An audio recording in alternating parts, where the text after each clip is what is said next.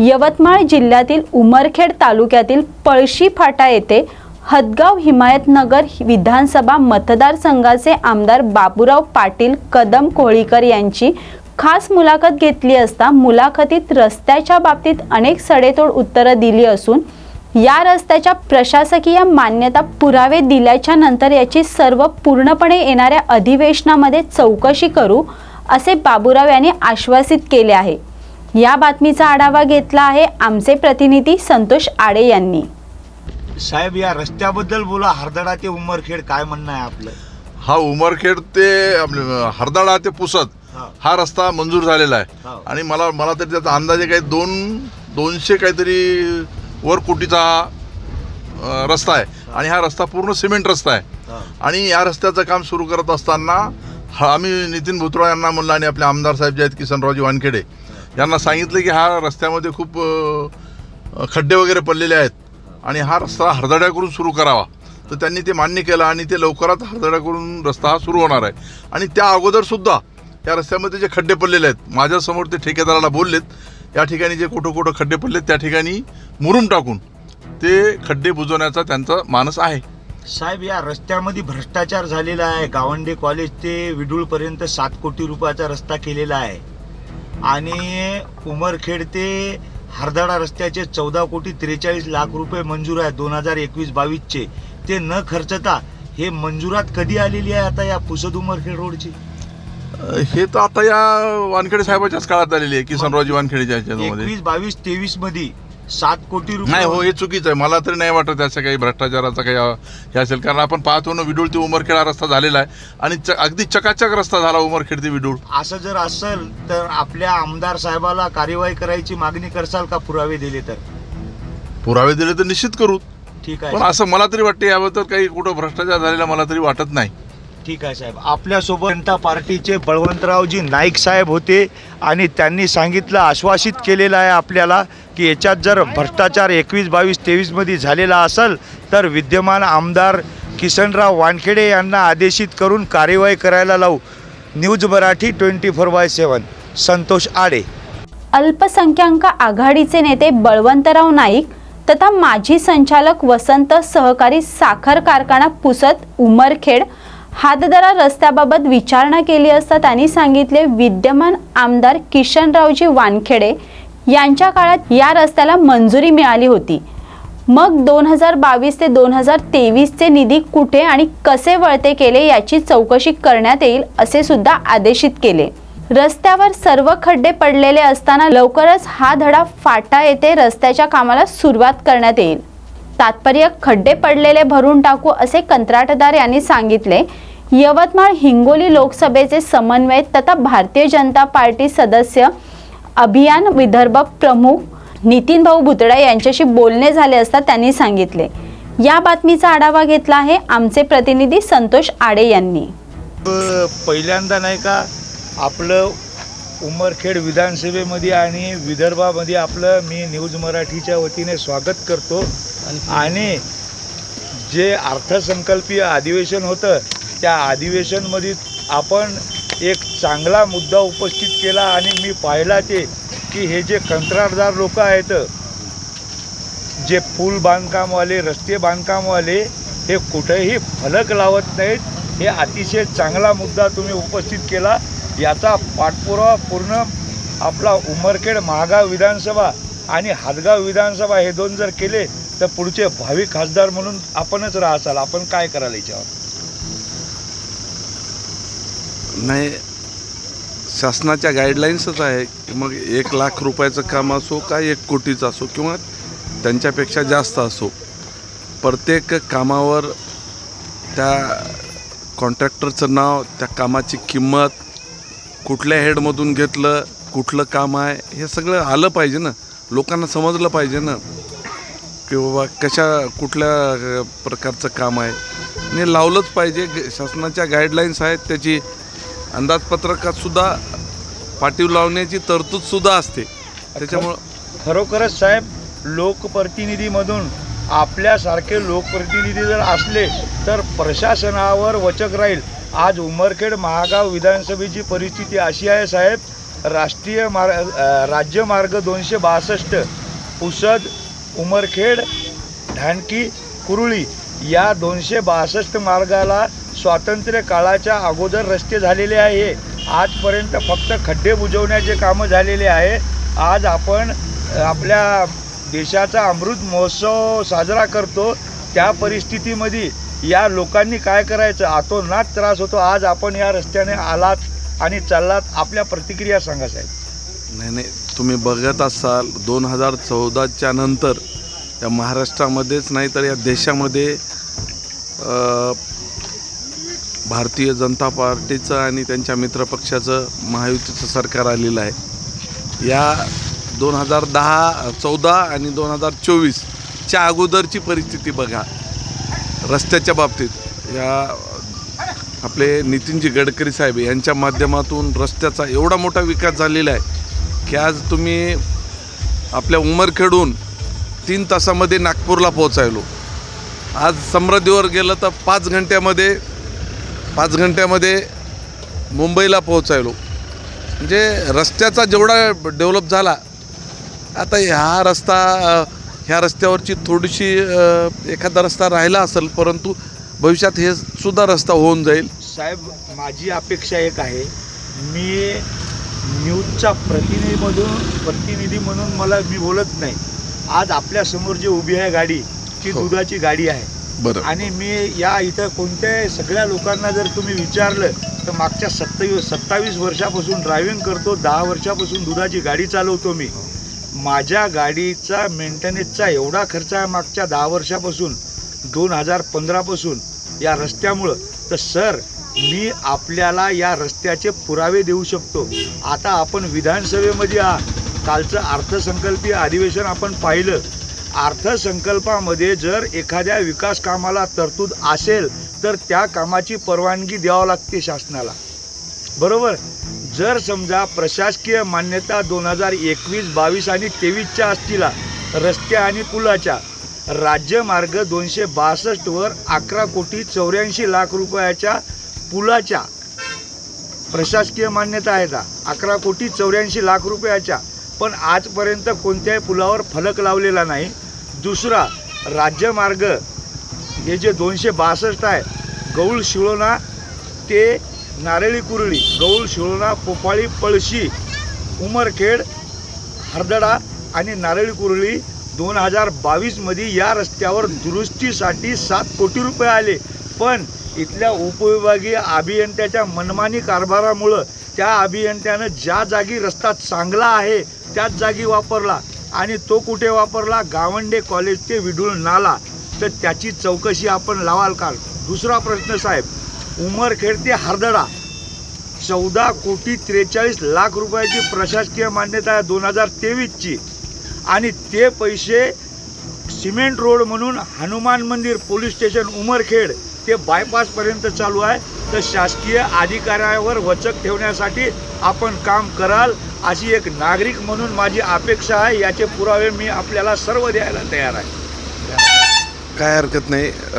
सन्माननीय आमदार महोदय, तुमचे उमरखेड विधानसभेचे वानखेडे साहेब यांच्यासोबत सुद्धा चर्चा करतो, आणि ज्या काही तुमच्या समस्या आहेत ते मी निश्चितच परत येणाऱ्या अधिवेशनात सुद्धा मांडतो आणि मार्गी लावतो, हे मी आपल्याला सांगू इच्छितो. ड्रॉपिंग. धन्यवाद साहेब. आपल्यासोबत होते हादगाव हिमायतनगर विधानसभा मतदारसंघाचे कर्तव्यदक्ष आमदार बाबूराव पाटील कोळीकर साहेब, आणि साहेबांनी जिल्हा परिषद सदस्य असताना आणि नंतर खूप सारा जनतेसाठी संघर्ष केलेला आहे, आणि या संघर्षामधून जरी समजा महायुतीचं सरकार जरी असलं तर जनतेचे प्रश्न चांगल्या पद्धतीने मांडलेले आहे. साहेब, माझा अजून एक प्रश्न आहे की आपले माजी मुख्यमंत्री तथा उपमुख्यमंत्री एकनाथराव शिंदे साहेब हे सांगतात की विकासाचं सरकार आहे आणि प्रगतीचं सरकार आहे आणि दुप्पट वेगानं चालणारं सरकार आहे. मला असं वाटते मुंबई, ठाणे, पुणे आणि नाशिक मार्ग व्हाया नागपूर या 4च जागी विकास दुपटीनं चालत आहे. तर आपल्या ग्रामीण भागामध्ये त्याच पद्धतीनं आणा अशी माझी इच्छा आहे. काय बोलता सर याच्यावर? मेट्रो सिटीचा तर डेव्हलपमेंट झालंच पाहिजे.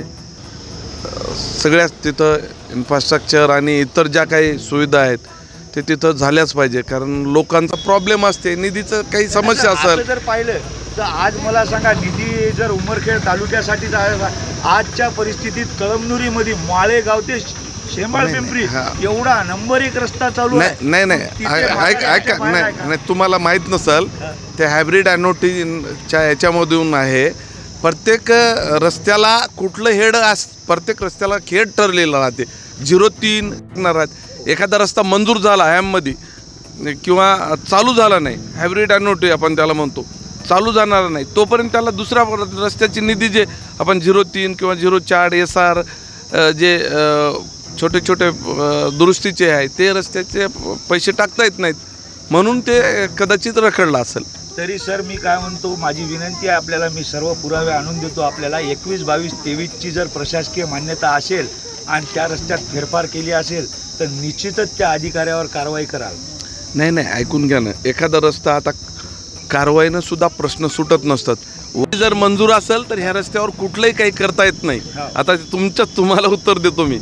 त्याच्यामुळं हॅममध्ये जर, आता मला माहीत नाही मंजूर आहे की नाही ते, पण जर पुसद ते उमरखेड हॅममध्ये मंजूर असेल तर एकदाच मंजूर झालेल्या रस्त्यावर दुसरा निधी नाही वापरता येत, म्हणून ही अवस्था आहे. हॅमचा एकदा चालू झाल्याच्या नंतर, जसं तुम्ही आज नागपूर रस्ता झाला किंवा इकडं नांदेड झाला, त्याच पद्धतीने हॅमचा सुद्धा पूर्ण CC रस्ता एकदा चालू झाल्याच्या नंतर अडचणच येणार नाही. कारण त्याला 60-40 असते, 60% कर्ज असते आणि 60% गव्हर्नमेंट, मी समजू शकतो. परंतु हायब्रिड ॲनोटीला हे जागतिक बँकेकडून कर्ज स्वरूपात पैसा घेतलेला राहते. त्याच्यामुळे आता म्हणजे सर आम्हाला नागरिकांना की हॅम अंतर्गत पुसद उमरखेड रस्ता मंजूर आहे आणि मी एक्झिक्युटिव्ह इंजिनियर वंजारी मॅडमला सुद्धा बोललो, त्या 7 दिवसात चालू करतो म्हणाल्या, पण त्यांची एक ते मोठा ट्रक नसते आपलं ते. म्हणजे हे वास्तव आहे. एखादा रस्ता मी समजू शकतो, तुमचं म्हणणं सुद्धा खरं आहे की उमरखेड ते आपला हे पुसद रस्ता, ह्या रस्त्यावर जे आपण जे पूर्वी यवतमाळ इकडून या मार्गे जायचे, ते आता मार्ग हे महामार्ग झाल्यामुळं आपण तिकडून चाललो, पण ह्या रस्त्याची सुद्धा दुरुस्ती होऊन जाईल. हा रस्ता जो आहे हा इंग्रजाच्या काळापासूनचा रस्ता आहे. भुरमल गाडी या रस्त्यानं चालवत होती, पुसदला रस्ता नव्हता. जर पुसदला जायचं असेल तर याच रस्त्यानं देवठाणा फाट्यावर. नाही तुम्हीच सांगायले ना, ह्या रस्त्याला सुद्धा मंजुरी मिळालेली आहे, मंजुरी आलेलीच आहे म्हणाले, तुम्हीच सांगायले. मला तर म्हणजे काम चालू होईल ना, मग काम चालू होईल नाही का. त्या कॉन्ट्रॅक्टर काहीतरी एक्सपायर झाला म्हणून समजलं, सद्भावचा किती त्रास झाला. एखादी गोष्ट जर दुसऱ्याकडून एखादी अडचण प्रॉब्लेम आला तर काढून घ्यायला एवढं सोपं नसते, त्याला ब्लॅकलिस्टमध्ये टाकणं, अनेक समस्या राहतात. हे हां, नक्की आम्ही नक्की पाठपुरावा करू. महाराष्ट्र दिन व आंतरराष्ट्रीय कामगार दिन या दुहेरी निमित्ताने यवतमाळमध्ये महिला कामगारांचा विशेष सन्मान व सत्कार करण्यात आला असून कार्यक्रमाचे सूत्रसंचालन निशा वाघाडे यांनी तर आभार प्रदर्शन मंगला सोयाम यांनी केले असून कार्यक्रमांमध्ये सामाजिक जाणीवेतून स्त्रियांच्या कर्तृत्वाचा सन्मान करत श्रम आणि समर्पणाचे मूळ ओळखणारा हा उपक्रम समाजात सकारात्मक संदेश देणारा ठरला. या बातमीचा आढावा घेतला आहे आमचे प्रतिनिधी निळकंठ मानकर यांनी. जय ज्योती जय भीम. मी प्राध्यापक पंढरी पाटे. आज जागतिक कामगार दिन, महाराष्ट्र दिन, आणि कामगार दिनाच्या निमित्ताने विद्यार्थी परचाके, निशाते वाघाडे, मोहिनी कुडमिते, लीना बोरकर, वर्षाते मोकाचे या सर्व व्यक्तींच्या माध्यमातून, या सर्व सामाजिक चळवळीमध्ये काम करणाऱ्या व्यक्तींच्या माध्यमातून कामगार दिनाचं औचित्य साधून सर्व काम करणाऱ्या, धुणी भांडी घासणाऱ्या सर्व महिलांचा सत्कार आणि सन्मान आज या ठिकाणी आम्ही रस्त्यावरती घेतोय. ही अत्यंत महत्त्वाची आणि आनंदाची बाब आहे, कारण ह्या महिला सातत्याने आपल्या कुटुंबाचा निर्वाह करण्यासाठी कष्ट करतात, आपल्या परिवाराची स्टॅबिलिटी करण्यासाठी, आपल्या कुटुंबाला जगवण्यासाठी मेहनत करतात. डॉक्टर बाबासाहेब आंबेडकरांनी घटनेमध्ये नमूद केल्याप्रमाणे कामगारांचं महत्त्व असावं म्हणून खऱ्या अर्थानं महाराष्ट्र दिनी आपल्या महाराष्ट्रामध्ये कामगार दिन मोठ्या आनंदाने सेलिब्रेट केला जातो. त्या दिनाचं औचित्य साधून आज विद्यार्थी परचाके यांच्या संकल्पनेतनं व सर्व सामाजिक चळवळीत काम करणाऱ्या सर्व महिलांच्या वतीनं ह्या सर्व महिलांचा सत्कार आणि सन्मान आपण घेतो आहे.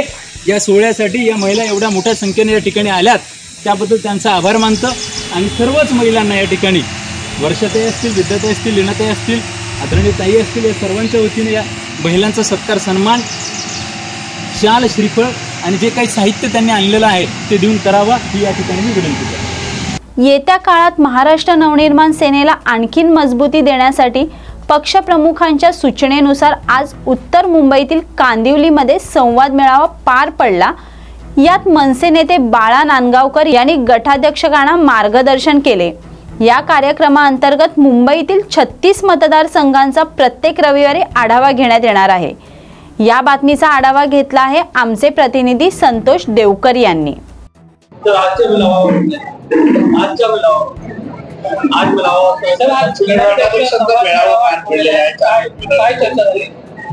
तुम्हाला कल्पना आहे की मध्यंतरी सन्माननीय पक्षाध्यक्ष राज ठाकरे साहेबांनी आमच्या पक्षामध्ये काही समित्यांची नेमणूक केलेली आहे आणि त्याप्रमाणे गटाध्यक्षाच्या समिती विश्वक आमची समिती आहे। त्या समितीमध्ये आम्ही सगळे सदस्य आहोत आणि म्हणून आजपासून गटाध्यक्ष केंद्रीय समितीचे जे प्रमुख लोक आहेत त्यांचे संवाद चालू आहे। गेले 25 दिवस संपूर्ण मुंबई शहरामध्ये आमच्या गटाध्यक्षांच्या केंद्रीय समितीची लोक 36 मतदारसंघामध्ये नेमणूक केलेली आहे, ते जात आहेत आणि त्याचा आढावा घेण्यासाठी आजपासून प्रत्येक संडेला 3-3 मतदारसंघ ही आमची समिती घेणार आहे। सोबतच तुम्हाला कल्पना आहे की मुंबई शहरामध्ये शहराध्यक्ष आणि 3 उपशहराध्यक्ष अशी नेमणूक झालेली आहे आणि त्यामुळे येणाऱ्या भविष्यातल्या निवडणुकांसाठी रणनीतीचा एक भाग म्हणून आम्ही प्रत्येक मतदारसंघात एकूण महानगरपालिकेचे 227 मतदारसंघ आहेत आणि या मतदारसंघामध्ये गटाध्यक्ष आमच्या किती ताकदीचे आहेत, किती आहे याचा लेखाजोखा आम्ही घेण्याचा प्रयत्न करतो आहोत आणि तो लेखाजोखा घेण्याची हा संवाद मेळावा आहे। सकाळी 11 वाजता बोरवली या ठिकाणी मिटिंग झाली, त्या ठिकाणी आमचा कुणाल बाईकर हा विभागाध्यक्ष आहे आणि आता ते उपशहराध्यक्ष आहे। या ठिकाणी चारकोपला आमचा दिनेश साळवी विभागाध्यक्ष आहे आणि आता पुढे माझी मालाडला आमची त्या ठिकाणी आमचा शशांक देहेलकर तो विभागाध्यक्ष आहे। आता तिकडे आमची 5 वाजता देखील आहे आणि त्यामुळे संपूर्ण विभागात या मतदारसंघामध्ये 7 महानगरपालिकेचे वॉर्ड आहेत। या वॉर्डच्या परिस्थितीची अवलोकन आम्ही करतो आहोत। त्याच्यात आम्हाला याद्या आलेल्या ह्या खऱ्या आहेत, खोट्या आहेत हेही आम्ही पाहतो आहोत। त्यामुळे भविष्याच्या आखणीसाठी हे संपूर्ण चालू आहे। मला असं वाटतं की आजपासून सुरू झालेला आमचा हा प्रत्येक संडेचा कार्यक्रम हा 20 जुलै या दिवशी संपणार आहे। एकूण 12 रविवार आम्ही सगळेजण फिरणार आहोत। बाकी आमच्या टीम दर दिवशी फिरत आहे, त्याच्यावरती आमचं काम चालू आहे आणि त्याच्यानंतर आम्ही साहेबांना याचा पूर्ण आम्ही अहवाल सादर करणार।